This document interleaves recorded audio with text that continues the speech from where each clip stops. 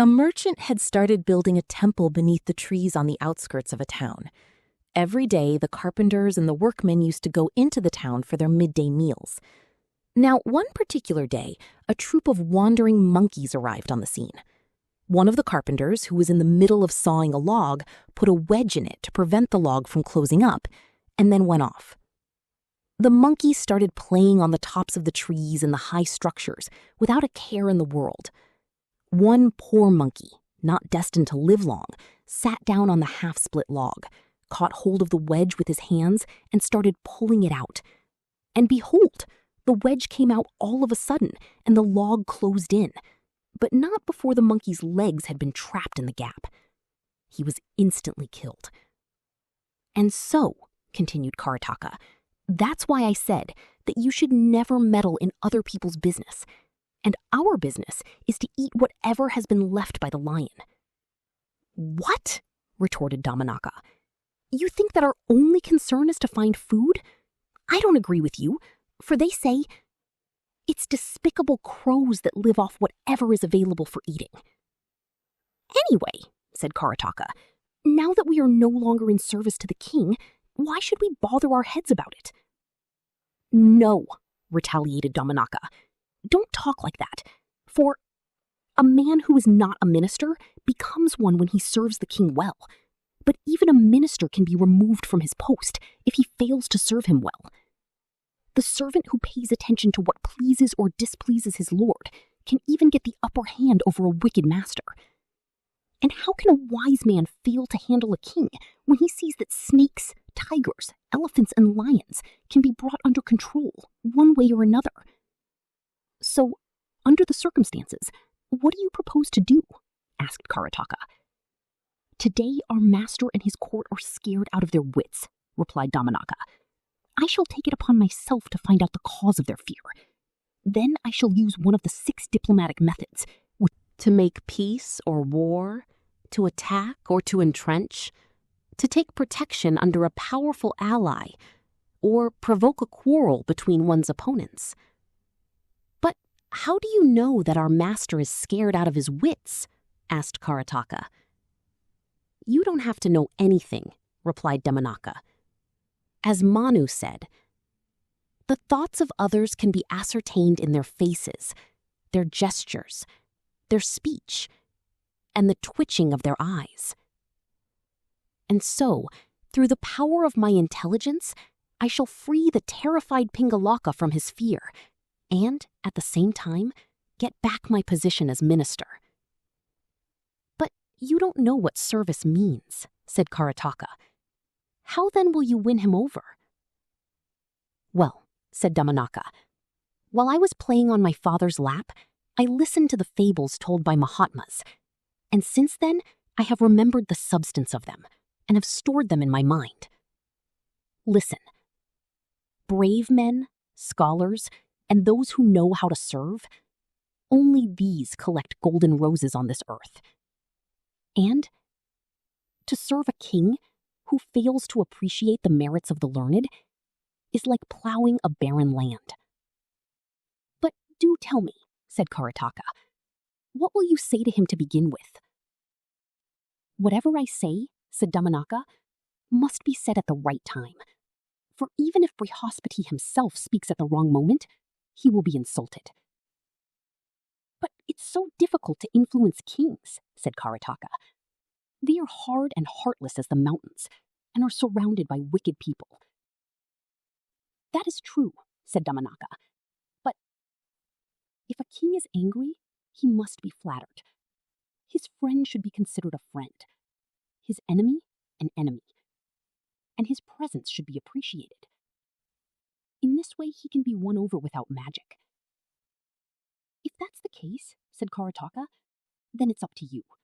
May God protect you. Damanaka bowed, took leave of Karataka, and then went straight to the king.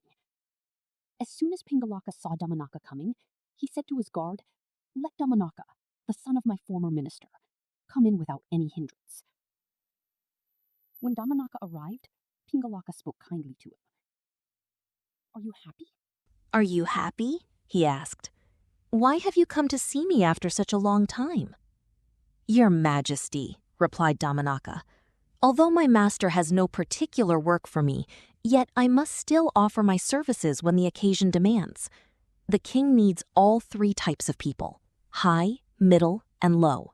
And they say, if the king needs a little stick to pick his ear or tooth, how much more does he need a man who has hands and the power of speech?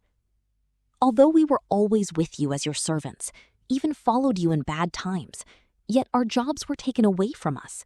That was unjust on your part, and I blame you, not the man who replaced us. For a king who does not understand the difference between glass and diamonds does not deserve to be served. For how can a person of intelligence remain even for a moment in a place where men are unable to differentiate between right and wrong? And conversely, the servant who deserves to serve is the man who, when honored, remains humble, when insulted, keeps a scowl from his face, and thus remains equally detached from honor and insult.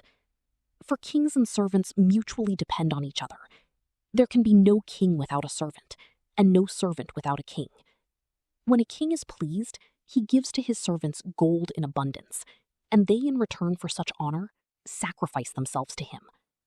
It is unbefitting that you should think us inferior just because we are jackals, for silk comes out of the worm, gold out of the rocks, the lotus from filth, fire from a piece of wood, and the gem from the hood of the cobra. So too, continued Damanaka, virtue can come out of people humbly born. Said Pingalaka, it makes no difference whether you are high or low. You are the son of my former minister, so if you have anything to say it without hesitation. Master, said Damanaka, indeed I have something to say. Well then, said Pingalaka, tell me. But I must tell you in confidence, said Damanaka, for whatever is heard by 6 ears can never remain secret, and so a wise man should not allow his secrets to reach 6 ears. The tiger, the wolves, and the others understood the sign that Pingalaka made in response to this, and went away. Then Damanaka said to the king, you went to the river to drink water, but you returned without doing so. Why was that? Oh, for no particular reason, answered Pingalaka with a smile. If it's something that you cannot talk about, then so be it, said Damanaka. For there are some things that you can tell to wives, some to sons, some to the family, but you can't tell everything to everybody. When he heard this, Pingalaka thought to himself, the fellow seems deserving enough. I'll take him into my confidence. For when a man can share his sorrows with a trusted friend or a devoted servant, a kind master or a faithful wife, that man finds relief. So Pingalaka asked Damanaka, can you hear that terrifying noise in the distance? Yes, replied Damanaka, I can. What of it? My friend, said Pingalaka, I want to get away from this jungle. Whatever for? Asked Damanaka. Because, replied Pingalaka, some monstrous animal has come here, and it is he who makes this loud noise. Probably he is as strong as his voice is loud. You mean that it's just a noise you are afraid of? Exclaimed Damanaka. That's not right. For generations this jungle has belonged to you. It would be wrong for you to leave it suddenly like that. Besides, there are all kinds of noises made by drums, conches, vina, and so on, so you should never be afraid of a mere noise. For when the hungry jackal conquered his fear of a noise, he found food. How was that? Asked Pingalaka, and Damanaka told.